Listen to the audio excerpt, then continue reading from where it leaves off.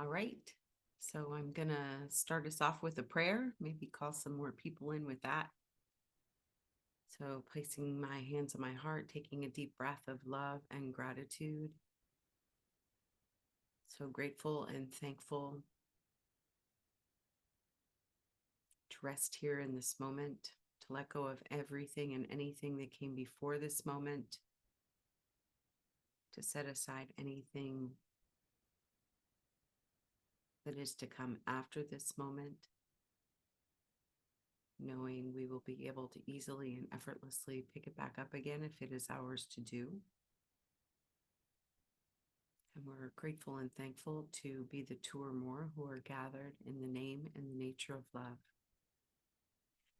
Grateful for our willingness and our dedication to remembering the truth of our being, which was unconditional love, perfect wholeness, pristine innocence, prosperity, wisdom, clarity. Grateful for our mighty companions, our earthly and heavenly helpers. We ask that they join us now, surrounding and supporting us, blessing and guiding us, helping us to be great receivers of the all good.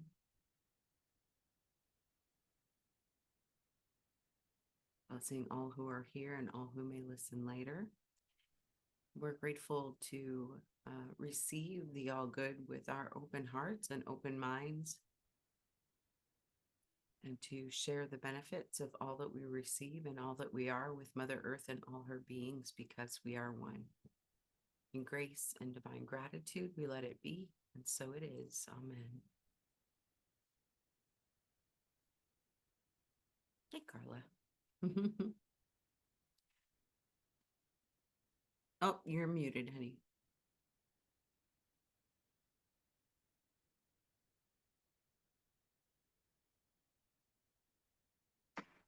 I guess that's where we are with the two or more that's gathered, right? Exactly. That's all that matters. All right, so we are continuing chapter 8, the Undivided Will to Heal. And we are in section 4, the Undivided Will of the Sonship. And I'm just going to start us off with paragraph 5, where he says, the undivided will of the sonship is the perfect creator, being wholly in the likeness of God, whose will it is. You cannot be exempt from it if you are to understand what it is and what you are. By separating your will from mine, you are exempting yourself from the will of God, which is yourself.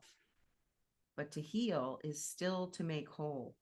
Therefore, to heal is to unite with those who are like you, because perceiving this likeness is to recognize the Father. If your perfection is in Him and only Him, how can you know it without recognizing Him? The recognition of God is the recognition of yourself. There is no separation of God and His creation. You will learn this as you learn that there is no separation of your will and mine. And then just going back to that page 307, in 23, it says, and God said, let us make man in our image, after our likeness. Of course, here uses our likeness to God as the rationale that we, like our Father, can create. And so what that really is saying to me is one of the few things that I took away from my Catholic upbringing, which was the Holy Trinity, the Father, the Son, and the Holy Spirit being one. And we are one with that Holy Trinity. So there is no separation. And we're only a perfect expression of God's love. So everything else that we think we know about ourselves or anyone else is basically wrong. Because we are all God and we are all love. So that's where it started me off. Anybody else get anything from the reading today? Or anything I said or anything that happened in the last week? Go ahead, Carla. You're unmuted already. Okay.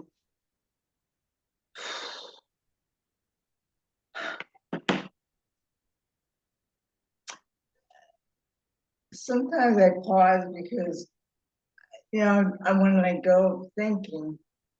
I want to be guided to what to share. And we're all practicing together. Okay. So what stood up to me was paragraph 2. Freedom is creation because it is love. What you seek to imprison, you do not love.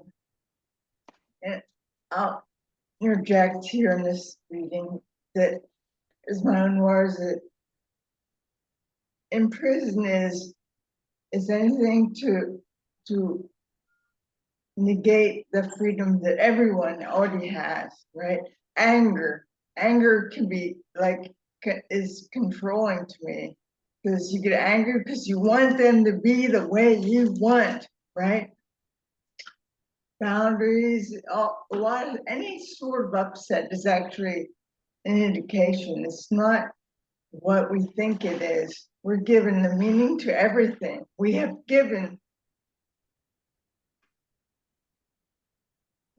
as in the false self, we come here in a body and then we're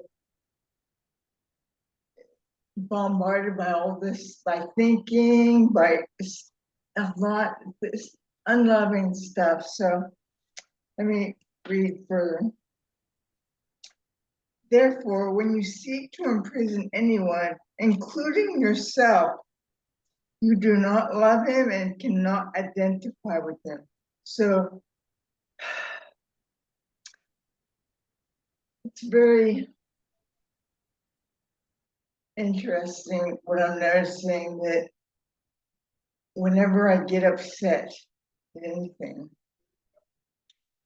then it's only, I used to think it was real. It was my upset is proof that this is the way I'm telling, but it's actually the opposite. The upset is an indication telling me that we have left love, because love is the only thing there is, right? So the body, which is the perfect communication device, it's not the thoughts, it's not all that stuff, it's the feeling self. You notice when you're not at peace, right? So let me go on. When you imprison yourself, you're losing sight. This is very important. Oh, when you imprison yourself, which is believing the upset, right? That's imprisoning myself, because I'm believing something that isn't true. And so when you imprison yourself, you're losing sight of your true identification, because you cannot identify with me and with the Father. So that's a little confusing. Me is Jesus, and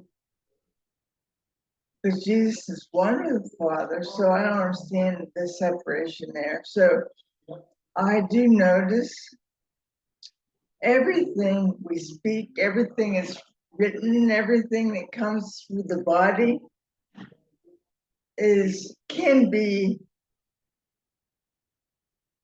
altered or tainted by the ego self, the false self. So stuff feels so wonderful and true, but it's always possible. So this is the vigilance, this is the diligence to be cognizant of everything that even seems true, because I've learned this. There were times, experiences where I had really strong guides. It's for sure true, but and then I would hold on to it like it was true forever. But here's the truth. It was only true in that moment. It changes. We're all co-creating together. Well, not together, but we're all co-creating. And so as someone else co-creates, they're changing, they're altering the fabric of life, I guess. But let me go on. It cannot be with one and not the other, which is, I'm not sure what that means. I think it means ego or false and true, and peace and unpeace and love, and some I love that. But it seems like the prayer senses Jesus and the Father, so we're already one. So I don't, and so I've let go of wanting to understand everything. I trust that when I'm ready, it will be shown to me. I will understand. And that is what is it, the holy moment or something we have constantly. And so I'm trusting more that I'm not feeling, I'm learning. We all are learning at our own pace. So let me see. Is there one more on? They are one. I think is that the Holy Trinity is holy, and because it is one, it is one.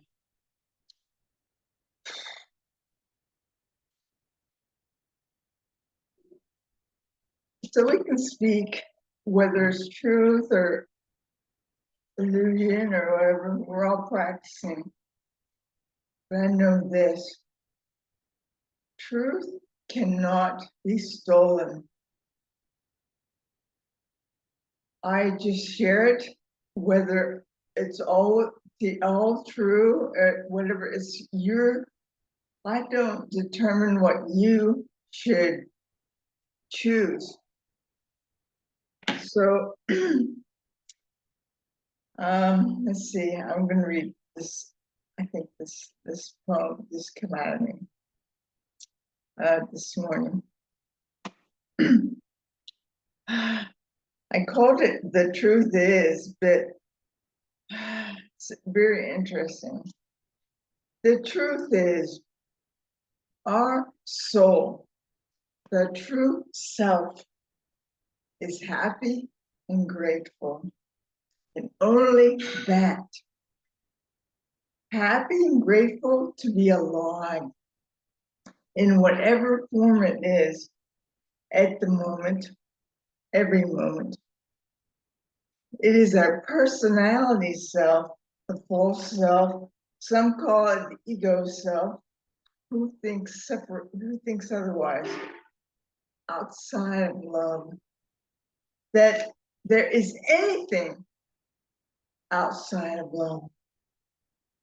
Because only love is real, only love is authentic, only love is of undisputed origin, only love is genuine, only love is real.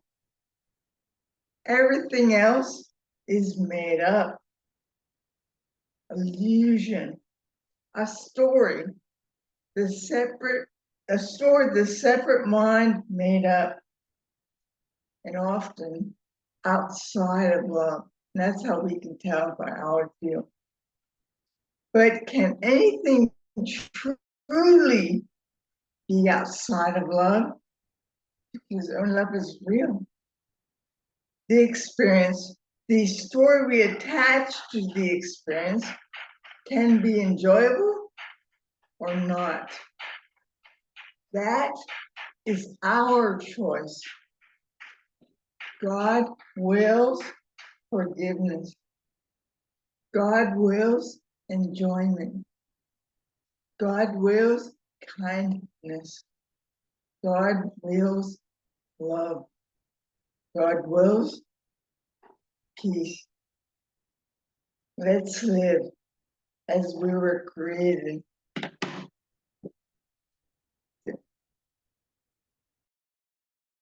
Thank you, Carla.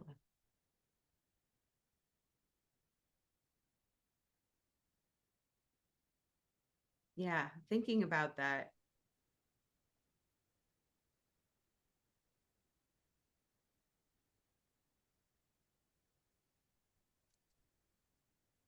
When you seek to imprison anyone, including yourself, you do not love him and you cannot identify with him.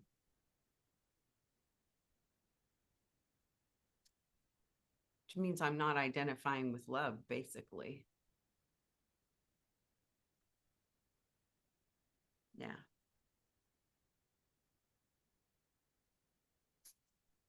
Thank you. Kathleen, do you have anything you'd like to share? I mean, you don't have to, but. Yeah. Well, I was just listening to Robert Perry's talk, and they're doing a month on what is prayer and how not to pray with entreaty, but to ask with desire and confidence. And it's like asking for things like peace and to know that we're loved, not for things in the world. Ask with desire. True prayer must avoid the pitfall of asking to entreat. Ask to receive what's already given, to accept what already is there. And then forgiveness offers wing to prayer. Forgiveness offers wings to prayer. If you would know your prayers are answered, never doubt a son of God. Don't question him and do not confound him, for your faith in him is your faith in yourself. This is a lot from chapter 9, which we're going to be in next time. But it's just interesting to me how forgiveness offers wings to prayer, and forgiveness is all about other people, forgiving ourselves. But and then the treasure of God is all about bringing in other people. Like number 11, I do go before you because I am beyond the ego. Reach therefore for my hand because you want to transcend the ego. My will never be wanting, and if you want to share it, you will. I give it willingly and gladly because I need you as much as you need me. We are the joint will of the sonship, whose wholeness is for all. We begin the journey back by setting out together and gather in our brothers as we continue together. Every gain in our strength is offered to all, so they too can lay aside their weakness and add their strength to us. God's welcome waits for us all, and he will welcome us as I'm welcoming you. It's just like over and over and over, we're showing how you can't pray to God to, know that I'm a loving being and all that, and then go out and say, and you're wrong, and you're bad, and you're awful. It's like we have to have one feeling of love, like you said, Carla, one feeling of love for everyone, and not get into all the critical mind stuff. So I don't know, that's just the same reinforced messages. Like 9, ours is simply the journey back to God, who is home. Whenever fear intrudes anywhere along the road to peace, it's always because the ego attempted to join the journey with us and can't do so. And then it gets pissed, sensing defeat and angered by it, regards itself as rejected and becomes retaliative. Huh. That's, like, I didn't get invited to this drum circle party, and at first I was really upset, and then I'm like, how can I retaliate? And I'm going to make a nasty comment on Facebook on the pictures of this party I didn't get invited to. And that whole bunch of thoughts just goes away really fast now. It's just like, I'm fine. That's ridiculous. I'm not gonna get upset about that. I love these people. These people are my friends. And I don't know why this small group of people, well, then it turned out Edwin, who had the party at his house, was trying to get together a band or something. I don't know. So he only invited a few people. Anyway, it's just all good reminders to be gentle with ourselves and gentle with other people. Yeah. Yeah, because we never know what people are going through. Yeah. And then knowing what to do next with my own life, just, just waiting and to see what attracts me next. After having written this book, I'm not sure I want to do it again. Um, so I don't know what'll happen next. We'll see. That was fun. Yeah, it'll be an exciting adventure, whatever it is. Yes, right. My car had to have $1,500 worth of work yesterday. I've spent $8,000 on my van in the last, I don't know, 6 months or something. But now it's ready to go, right? So maybe I'll go drive up to see my sister or something. I don't know. Yeah, the adventures await. Yes. Thanks, Kathleen. Go ahead, Carla. It seems sometimes everything aligns, but we don't see it. But I shared this unknown quote of the day, oftentimes with my group, and so I just want to pray. Just want to share the today's. That it says, "Pray not until God hears you, but until you hear God." That's what you're saying. But also, I want to share that I saw this article about revenge, how the revenge thinking or talent, whatever, that is an addictive thing because the mind feels a sense of relief from the upset, right? The enacting sometimes you're fantasizing, you're acting, but you're enacting, but even just believing the thought is like, that's not true. It's not friggin' true because you know what? Only love is real. And is it love? No, it's just a thought. It's just a thought that's offered you God, anything else other than God, which is love, right? Only offers thoughts, only offers feelings, only offers. We get to choose. We have the freedom to choose whatever we desire. And what I'm hearing is you notice the thought and you chose something else. That is, in my words, I guess, it's like the practice of this physical body life. To notice what we're being offered and to choose in alignment with love, with truth, whatever, with God. And I noticed that, and I'm noticing in the development of trust in ACIM, it says when you determine what is valuable and valueless, you determine that you think you're giving up something, but then you have a lightheartedness instead, or something like that. I'm kind of paraphrasing, but that's what I feel. I don't feel guilt for what I chose. I chose a lot times, which is a lot, everybody. But and I'm grateful, just grateful. And I just feel this lightheartedness. I don't feel the guilt I used to. Sometimes it comes, and sometimes I believe it, and sometimes I get wrapped up and caught up. But I'm feeling more a lightheartedness. I'm so grateful so grateful that I need to do nothing. Everything is going to be offered to me. Everything, even unlove is offered to me, but everything that I need that to choose when I choose to align for love, it's gonna be offered to me. And so I can't feel. Now it was the I that is both the body self and the true self, because the true self cannot fail. I mean, how many times in life, in the physical world, unkindness has been chosen by people. But the truth is, the soul who is one with God, who is peaceful, allows us to do that. But there's no judgment.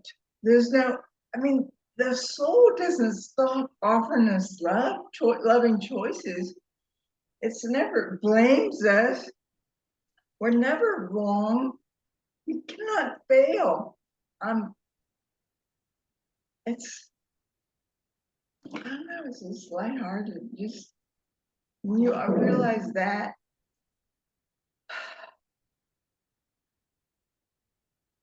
I can just let go of anything that is not love and just live as I was created.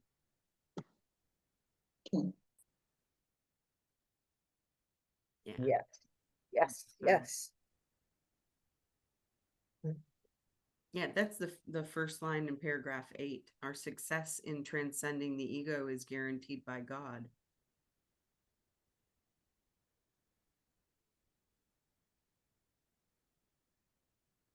And it's interesting how we are offered choices every single day.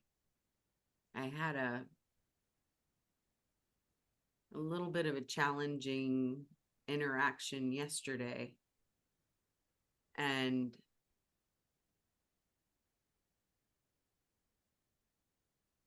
I'm still not exactly sure what it was for, but I do know what happened afterwards was helpful. So I was feeling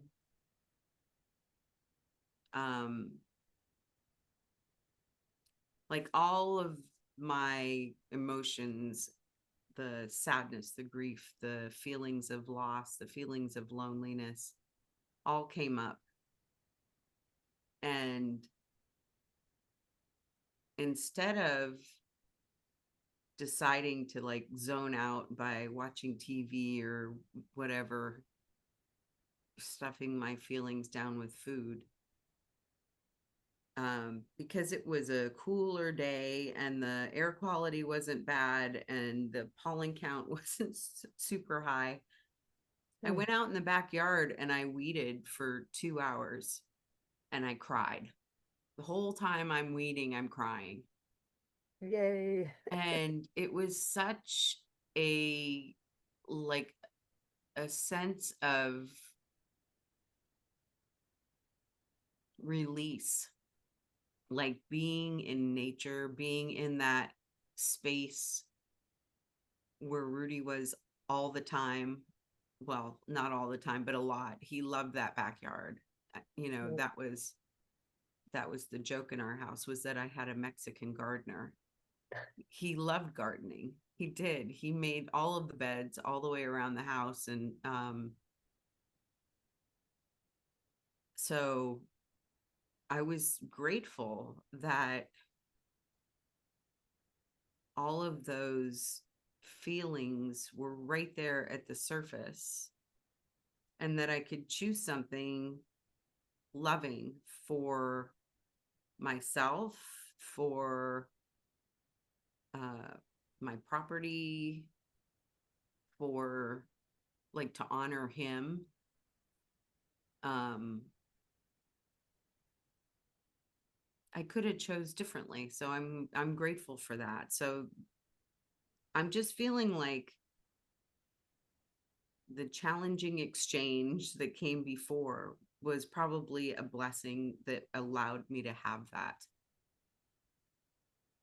So that's how I'm going to look at it. I'm claiming it for my good.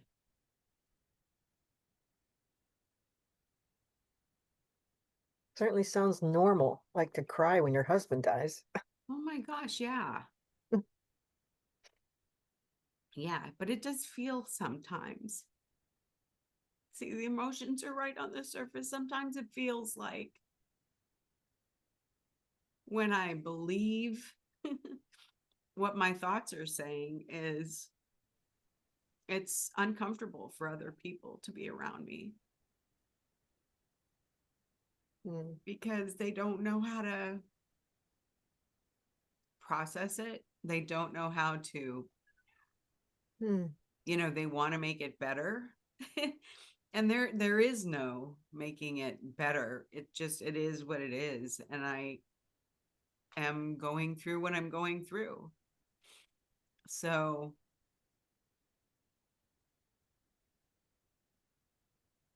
it's good that I can have those moments when I just like let the floodgates open, and don't feel like I have to try and hold anything back to take care of anybody else. Right. So, yeah, it's quite the journey. It is. Yeah. Seems so real, you know. Yeah. You can't see him anymore. Right. I mean, I know he was back there with me the entire time. Cool. Yeah. I'm sure you feel your ex-husband around you Yeah. often, Kathleen, Yeah. and even Paul. Yes, even Paul. Yeah, I did talk to Paul. I talk to him like maybe once a month now. Yeah. Yeah. I had an experience at Costco yesterday. I was just sitting there looking at my phone and eating, and this woman came between my table and the next one that way, and her foot caught. She twisted around and fell right on her back, and she's okay. But she fell, boom, her Coke went everywhere, and I shouted. It just like burst out of me, this huge like, "Ah," because I thought if we need 911, we need the people that work here to come here right now. And that Yeah. happened so fast. I just like bellowed out this yell and then went over and helped her get up and gave her a hug. And I instantly felt like crying. I wanted to hug everybody at Costco. It just brought up this huge emotion of like when one of us is in trouble, everybody seems to get their shit together and be Yeah. kind, and then they go back to being mean. But Right? Yeah. it was just such a powerful experience of emotion. It just happened like that. So I think our reflexes are interesting. Like if somebody comes up behind me and touches me between my shoulder blades and I don't see them, I want to kill them. It's like Yeah. this, I go into this huge avoidance reaction, turn around and like, oh, this is my friend. And then I have to tell everyone, do not touch me and on my back without telling me that you're there. Yeah. So that's just a body reflex, it's Yeah. It's I not would not like it like to. you can do anything about it. I know, weird. Anyway, just gotta love all these things Yeah. I That's can't when control. we can be grateful that we're not black belts in karate. I would have death on my I hands. can't tell you how many times I've been startled like that. And if I Oh, had some kind of training, I could probably hurt somebody. wow. So you have that same reflex reaction if I someone touches do. you? Yeah, with Yeah. seeing them. Yeah. And then the person's always I'm so sorry. I'm so sorry. Yeah. Don't take it personally. Don't take it personally. Right. Yeah. Hmm. Anyway. Go ahead, Carla. I don't know, it came to mind. It's all share, because I think there's something for me to discover. I don't know. So I hear you, and I'm really grateful to hear you're able to feel and express, because I didn't for a long time. I don't know if you heard the kitten story, the old kitten story. And I won't go into that, but it really shut down a lot of my emotions. I remember last time I really bawled. I really released is when I was on how I was like 8 or 10, and thought I was gonna go to town and do something, and then I was told by my father to mow the lawn, and I was like not happy. And because I had anticipated something else, and I remember, I don't know, I remember just unabashedly bawling. And no, but that was the last time I remember that I didn't really attach judgment. I just let it go. And when I was mowing the lawn, and this person, I'll never forget her name. Her name is Vicky McCleary. She was walking from town, which the road doesn't even have, like, there's asphalt, and there's no berm, maybe gravel or something. But she was walking down the road from town, and I remember falling, just releasing, I'm sure it was a healing happening. And she waved to me and she smiled at me. And I stopped crying. It was like, I didn't realize it for years, but now I'm realizing it. It was like the sun had come out on a rainy day, and love it. I never forgotten it. And I just was able, I wasn't able until that moment to shift from the upset, and I was releasing, and then something changed. And I'm wondering if it happens every time we get disturbed or upset, or we believe illusion, that something happens. We don't really recognize it each time, but I recognize it that time, and I can hold on to that when I don't recognize it and be grateful. That, I don't know, why share that? I share that because I guess what's coming up for me is I wonder, like, that's what happened to you. Is it something good? The world is how the world is. And oftentimes, love is not chosen, but God uses every freaking thing for good. And so sometimes we miss the good. That's okay.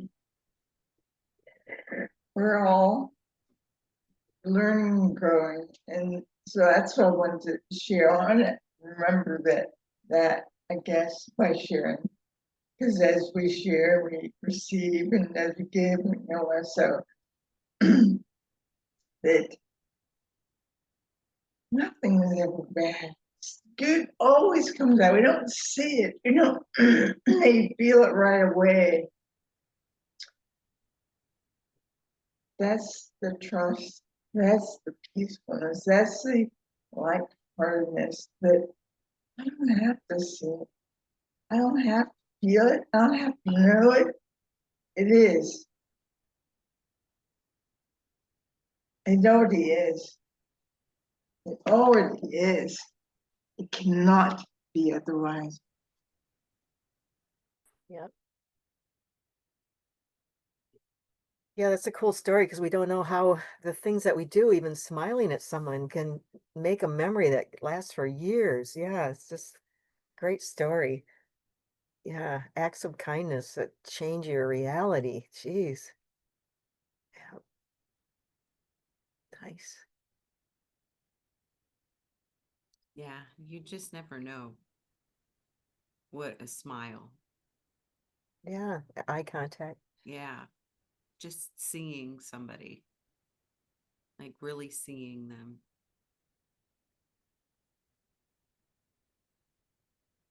Yeah. Hmm. Mm. I also highlighted paragraph 7. The miracles we do bear witness to the will of the Father for his Son, and to our joy in uniting with his will for us.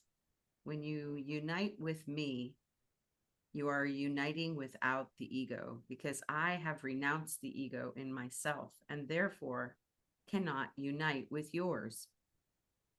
Our union is therefore the way to renounce the ego in yourself. The truth in both of us is being beyond the ego. By willing that, you have gone beyond it toward the truth. So anytime that we are identified with ego self, we're not aligned with our Christed self. That doesn't mean he's gone anywhere. He's right there waiting for us to come on back. Yeah, and then it brings us joy. Yeah. I put a little comma in that sentence you just read after the word do. The miracles we do bear witness to the will of the Father for his Son. Otherwise, it was kind of like confusing to read. Yeah. Miracles bear witness to the will of the Father for his Son and our joy in uniting with his will for us. It's cool.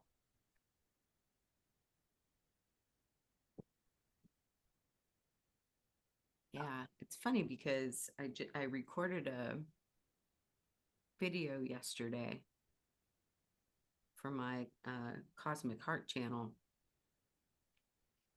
And that was before I read this. And it said, I was looking at the difference between sadness and loneliness, and the difference between happiness and joy. And happiness seems to be like attached to something or someone and can be fleeting, where joy is deeper and longer lasting. Hey, Peggy. So it feels like that's what he's talking about here, is that deep, long lasting joy that we can experience when we are aligned with our Christed self and doing the miracles.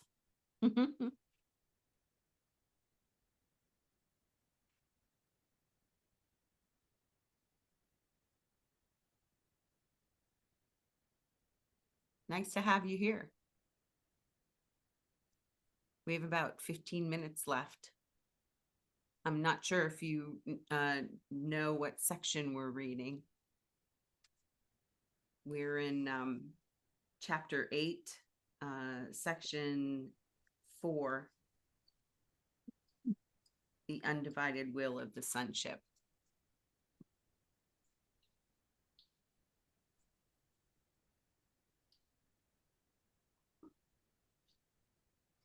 But it's good to have you here. Thank you. Thank you. We're a small group today.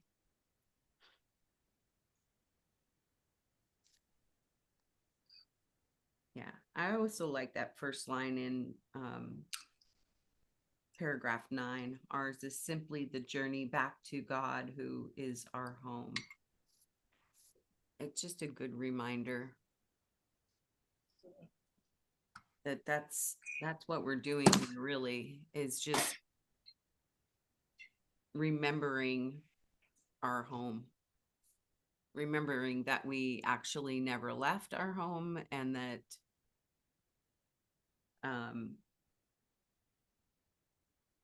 our experience here is just like a pit stop.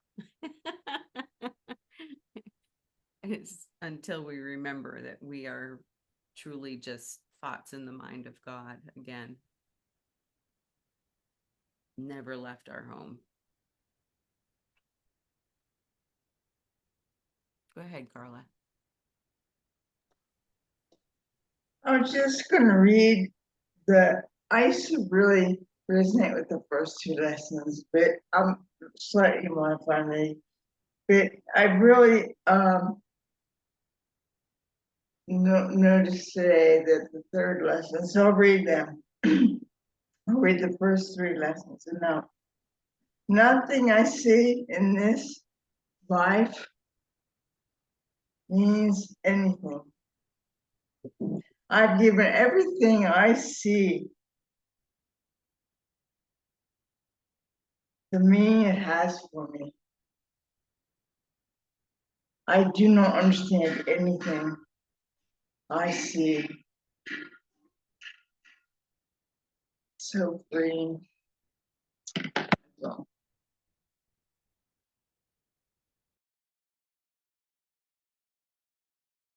Yeah, it's what popped into my mind while you were reading that was the that quote from Michael Beckwith: when you believe more in what you do see than what you don't see. No, when you believe more in what you don't see than what you do see, then you will see what you don't see, and you won't see what you do see. It's an upside down world. Yeah, when Paul was channeling his book of poems, it says on the back, the solution to the confusion is behind the illusion. And I mean, it's just this phrase that came to him and then he put it on the back. It's just brilliant. Yeah. Solution to the confusion is behind the illusion. Mm-hmm. Yeah. We're confused. I know. Well, we're confused because our ego mind wants to know. Figure it all out. Yeah. Yeah. Like, what comes next? And what do we do next? And what's the right decision? And like, we can't make a wrong decision. There's no such thing. Or like my friend, she's like, she had so many traumas in her life, and she's like, I know I'm still trying to figure out, how they affected me and why I'm like this. And I did that kind of therapy myself. And in the end, it's doesn't do that much good. Not really. I mean, it seems to work at the time, that loving contact with yourself and the therapist or whoever it is. But I keep reminding her, Jeannie, it's the ego that wants to figure all that out. It's the ego. It's actually wasting your time, kind of. Although I didn't say that part to her because, people are on their journey wherever they are, struggling to figure out why all these things keep happening to them. Yeah. But yeah, don't have to figure anything out. So hard to give that up. It is. It is, because we're all like Nancy Drew. We want to solve the mystery. I have discovered, in studying trauma and enneagrams and the love languages and, like all of those things that I have studied as a way to help myself and my clients. I do find it interesting. It can seem to help explain some of my personality patterns, but it's just like, it's another label to put on myself. I don't need any more labels. you know? Or limits, like I'm this way because my mother was this way. Yeah, it's Right. kind of limiting. Yeah, putting yourself into a box. And that it's why, I've tried talk therapy on several occasions, and it just doesn't really do anything for me. How many times am I going to go back and relive my childhood? I Mm, know that's what has molded me to the person that I am today, but that it doesn't seem helpful to continue to go back there um, to deal with the challenges that I may have today. That's why I'm so grateful that I have a spiritual counselor to talk to, because I'm not going back to, well, what was your relationship with your mother like, kind of thing. right. Um, we don't really have to know that. We just have to know, how am I feeling in this moment, and what is my intention, and what do I feel was the intention of somebody that I might be having a challenge with. And you know I don't I would much rather focus on what I would like and how I would like to feel about things. Yeah, when Sundays with Spirit first started, there was a man that had us do inside kid forgiveness work because our inside kid made decisions based on what happened to them that I'm stupid or I'm not good enough or I'm unworthy, and then we actually forgave that little child for making those decisions because they do travel into our adult lives. Yeah. And that was really powerful. Um, to go back and tell her, that's you're misperceiving what's going on with the grown-ups. They don't know what they're doing either. And you're fine and you're full of God and you're good enough. And that was a good inside kid workshop that day. Forgive my little inside kid for making bad decisions. Yeah, because she was a kid, she didn't know any Yeah, she better, didn't know right? any better. Yeah. Right. Yeah, I do enjoy the doing um Dr. Hulin's inner child meditation, Hmm. because for that same reason, because he has you like going back to that little child Hmm. and asking that little child, like, can I take your hand and just stroke your hand? So we're not really talking about all of the things that little child Right. went through. You're just loving on that child. And I find that to be very helpful. Nice. Yeah. I don't really want to re-traumatize her. No. I already know her stories because I lived through them. Yeah. We used to. Anything? Oh, Oh, go go ahead. ahead. No, no, it's not relevant, really. Oh, I was just going to say, is there anything anybody else wants to Yeah. share before we close out? We got like 5 minutes left.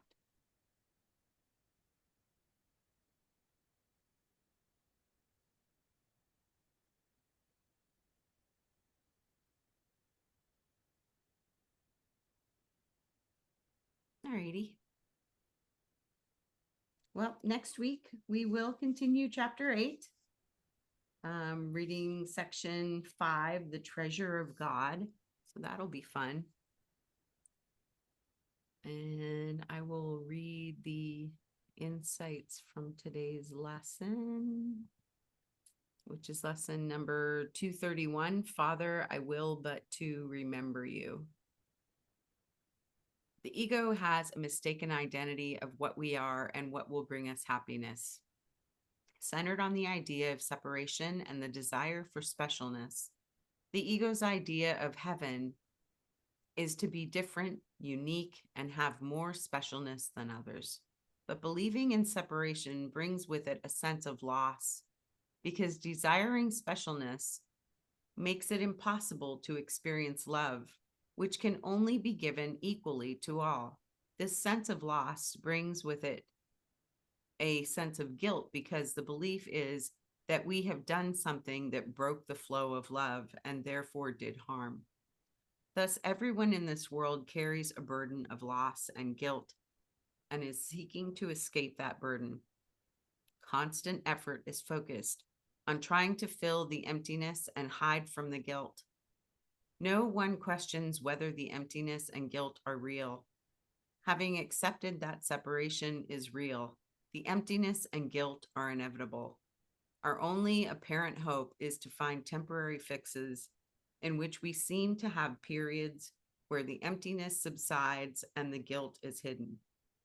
Yet because the underlying belief in separation remains, the guilt will resurface and the emptiness will return because their cause remains.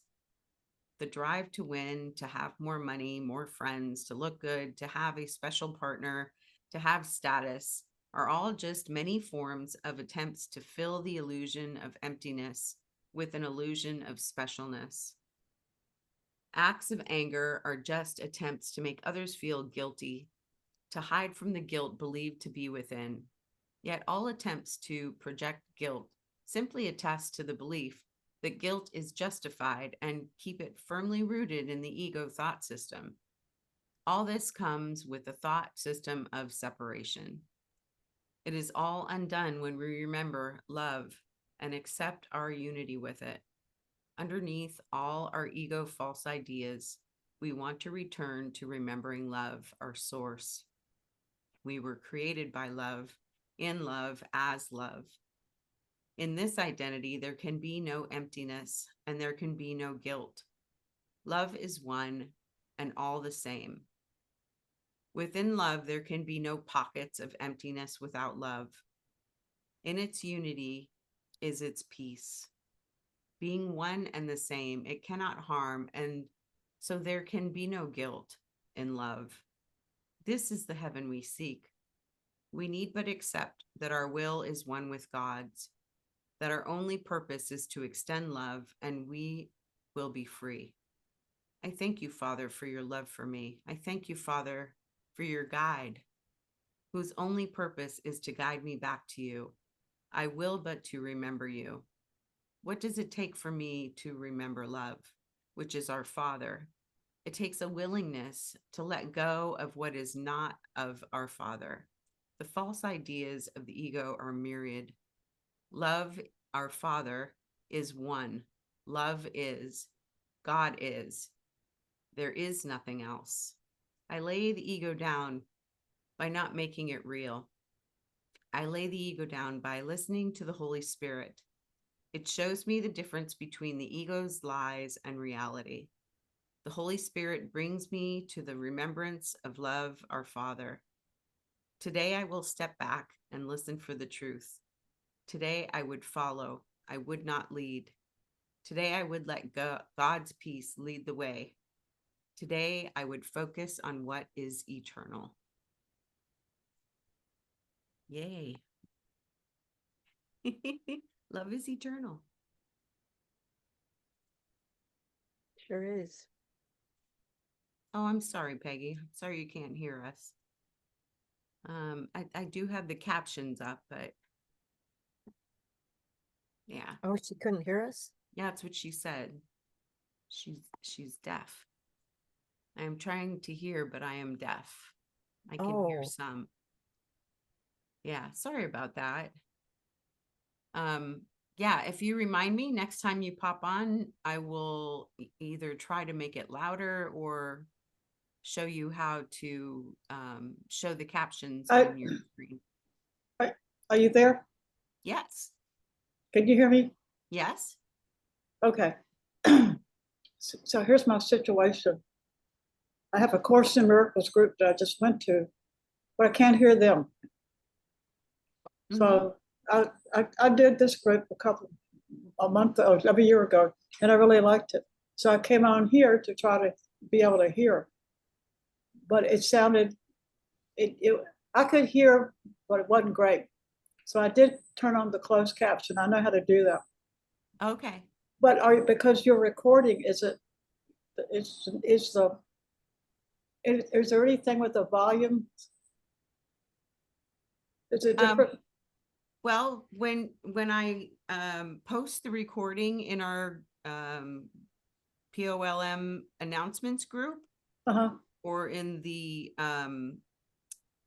Course in Miracles study group, WhatsApp group, you can turn the volume up when you listen to the replay, but The replays, yeah. yeah, I don't want to be shouting for No, I don't want other to do it. folks. No, of course Yeah. not. But will it be on YouTube also? Yes. Okay, I think Yeah, I can, that's where I post them. yeah, I can hear things from YouTube. It's just, Okay, great. this is just a old age thing, you know. Yeah, I understand. It runs in my family and, you know, Yeah. Kathleen, did you have something to add to that? What I noticed, Linda, is when you're talking, I have to turn my volume up because your Oh. voice is softer than, like when, the woman that just left, when she's talking, I have to turn it down. Okay. So I don't know whether whatever's picking up your voice is not quite sensitive enough or something. I'm not sure. Okay. Very soft. Try to remember to turn my volume up a little bit then. Okay. Yeah. Sorry about that, Peggy. oh, And thanks no, for that's, letting me know. I appreciate the input, because being deaf, I never know what the situation, you know, Yeah. I'm always trying to second guess everything. Yeah. Ah, You're wow. doing good. But I appreciate, I like to start coming. Absolutely. Yeah. I Okay. look forward to seeing you next week. And you all are doing Robert Perry's book, right? Yes. Okay. Okay. Yeah. Chapter 8. Do you do the commentaries and the Sometimes. cameos and all that? Yeah. Well, we haven't gotten to the cameos yet. We'll do that at the end. We're just going through the book one section at a time. Okay. And then what we do is we read the section before we come to the group, and then we discuss like what stood out or what spoke to us. And sometimes we read the commentary at the bottom, and sometimes we don't. Okay. It's whatever is speaking to us, and people get to share like how it felt like it was resonating with their life for the week and stuff like that. Oh, good. Yeah. I like his book. I don't have his book, but I'm going to order it. Yeah.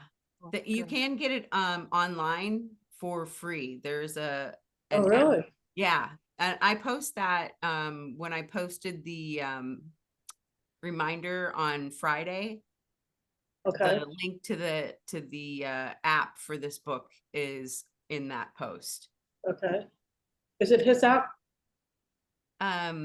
It's Circle of Atonement's app, so I would imagine yes. Okay. I think I have that. Okay. All right. Peggy, are you part of the Circle of Atonement? I don't think so. I don't think It's only officially. $20 a month. It's only $20 a month, and they do one excellent course class after another. Like today, every Tuesday morning from 10 to 11, they're talking about how to pray this month. But they did forgiveness. They you know, Emily and Robert just are brilliant. You know, they really have been studying the course. I love listening to them talk. So Okay. really good. Well, good luck with you in Clearwater. Why? What? The hurricane, you know. I haven't looked at the news. Why is there a hurricane coming? Yeah, tomorrow. To Clearwater? Well, it's coming up the East Coast. I live in Virginia Beach. It's coming up the Carolinas. I mean, not oh good, but I'm on the West Coast, but still. Okay, well, oh no. Okay. Yeah. All right. Blessings, you guys. Love you. Yeah. We're just Okay, gonna thank keep you. going Thank you. away. Love you. Thank you for all. letting me join. Bye-bye. Yeah. Bye for now. Bye-bye.